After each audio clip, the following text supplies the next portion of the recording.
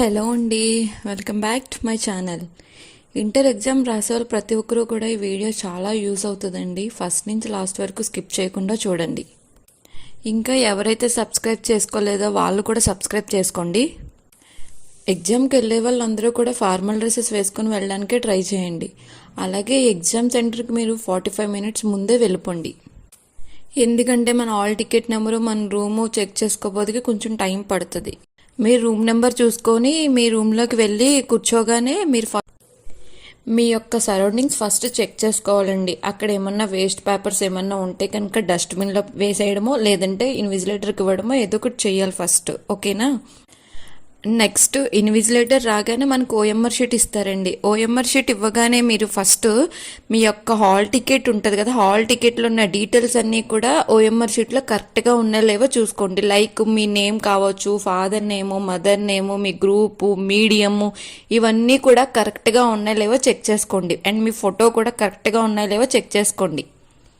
With స్పెల్లింగ్స్తో check చేసుకోండి. ఏ ఒక్క letter miss అయినా సరే మీకు వెంటనే అక్కడ ఉన్న ఇన్విజిలేటర్కి మీరు ఇన్ఫామ్ చేయాలి. మీరు ఎన్ని ఎగ్జామ్స్ రాస్తే అన్ని ఎగ్జామ్స్ కూడా మీరు ఓఎంఆర్ షీట్ చెక్ చేసుకోవాలండి. మీకు ఓఎంఆర్ షీట్లో అన్నీ కరెక్ట్గా ఉన్నాయి అనుకున్నప్పుడే అక్కడ సిగ్నేచర్ ఆఫ్ ది స్టూడెంట్ దగ్గర మీరు సైన్ చేస్తారు.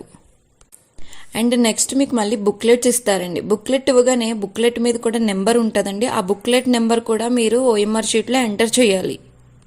అలాగే చాలా మంది హడావడిగా వస్తూ ఉంటారు. వాళ్ళకి అప్పుడు ఎక్కువ టెన్షన్ ఫీల్ అవుతారు. టెన్షన్ పోవాలి అంటే మీరు చేయవలసింది inhale with nose, exhale with mouth. అంటే మీరు ముక్కుతో ఊపిరి పీల్చుకొని నోటితో వదలండి. అప్పుడు కొంచెం రిలాక్స్ అనిపిస్తుంది మీకు.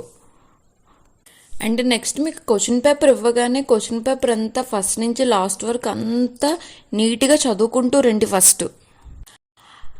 అయితే ఇప్పుడు వచ్చేసి top student, average student. Top student ఎలా రాయాలో, యావరేజ్ స్టూడెంట్ ఎలా రాయాలో కూడా చెప్తాను వినండి.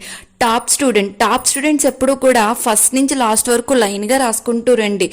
Section A, section B, section C అలా రాసుకుంటూనే రండి. యావరేజ్ స్టూడెంట్ ఎవరంటే ఉంటారో వాళ్ళు ఫస్ట్ మీకు వచ్చింది మాత్రమే రాయడానికి ట్రై చేయండి. రాలేంది మీరు వద్దు. First impression is the best impression అంటారు.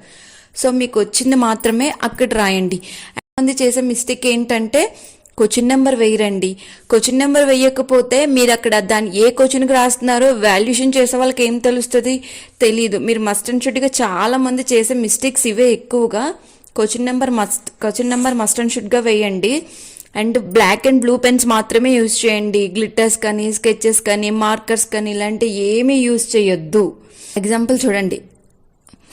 బ్లాక్తో మీరు సైడ్ హెడ్డింగ్స్ కానీ, సైంటిఫిక్ నేమ్స్ కానీ, కవి యొక్క నేమ్ కానీ ఇలాంటి అన్నీ కూడా మీరు బ్లాక్తో హైలైట్ చేయండి. ఓకేనా? సెక్షన్ సి అని పెట్టి అది కూడా బ్లాక్తో రాయండి.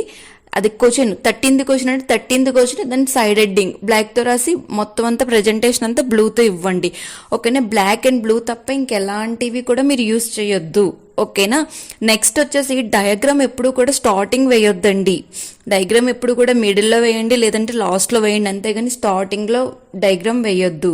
డయాగ్రామ్స్ వేస్తారు కదండి, డయాగ్రామ్ వేయగానే మీరు అక్కడ పార్ట్స్ నేమ్స్ రాస్తారు కదా, పార్ట్స్ నేమ్స్ దగ్గర మీరు 1 2 3 4 5 6 అని నెంబర్స్ ఇచ్చుకొని కింద 1 పేరు, 2 దీని పేరు, 3 దీని పేరు, 4 దాని పేరు అని చెప్పి పర్టికులర్గా రాయండి. ఓకేనా? అప్పుడు కూడా ప్రజెంటేషన్ నీట్గా ఉంటుంది. మార్క్స్ గెయిన్ చేసే ఛాన్సెస్ కూడా ఉంటాయి ఎక్కువగా.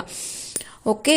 నెక్స్ట్ వచ్చేసి మీరు ఫర్ ఎగ్జాంపుల్ ఒక క్వశ్చన్ రాయబో ఇంకో క్వశ్చన్ రాస్తారు, తప్పు చేసేసారు అది. ఓకేనా? అంటే అప్పుడు మీరు ఏం చేసేస్తారు? క్రాస్ చేసేస్తారు. క్రాస్ చేయగానే మీరు అక్కడ ఏం చేయాలంటే క్రాస్డ్ బై మీ అని రాసి ఇన్విజిలేటర్తో అక్కడ సైన్ చేయించుకోవాలి. కంపల్సరీగా ఇది చేయించుకోవాలండి. ఇంటర్మీడియట్ ఎగ్జామ్స్ రాసే ప్రతి ఒక్కరు కూడా క్రాస్డ్ బై మీ అని రాసి ఇన్విజిలేటర్తో సైన్ చేయించుకోవాలి.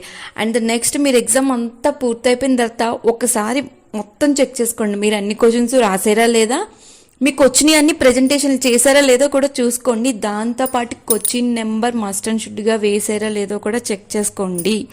అంతా చెక్ చేసుకున్న తర్వాత అంతా ఓకే అయిపోయాక ఇంకా నేను రాయను అనుకున్నప్పుడు లాస్ట్లో ఇన్విజిలేటర్తో సైన్ చేయించుకోండి. మిగతా ఏమన్నా పేపర్స్ మిగిలిపోతే, బ్లాంక్ పేపర్స్ ఏమన్నా ఉంటే కనుక అవి క్రాస్ చేసేయండి. ఎన్ని పేపర్స్ ఉన్నాయో అన్ని కూడా క్రాస్ చేయండి. మీరు ఎన్ని ఎగ్జామ్స్ రాస్తే అన్ని ఎగ్జామ్స్కి కూడా ఇదే ప్రొసీజర్ ఫాలో అవ్వండి. అందరికీ ఆల్ ది బెస్ట్. మరిన్ని వీడియోస్ కోసం సబ్స్క్రైబ్ చేసుకొని పక్కన బెల్ ఐకాన్ క్లిక్ చేయండి, లైక్ చేసి షేర్ చేసి కామెంట్ చేయండి.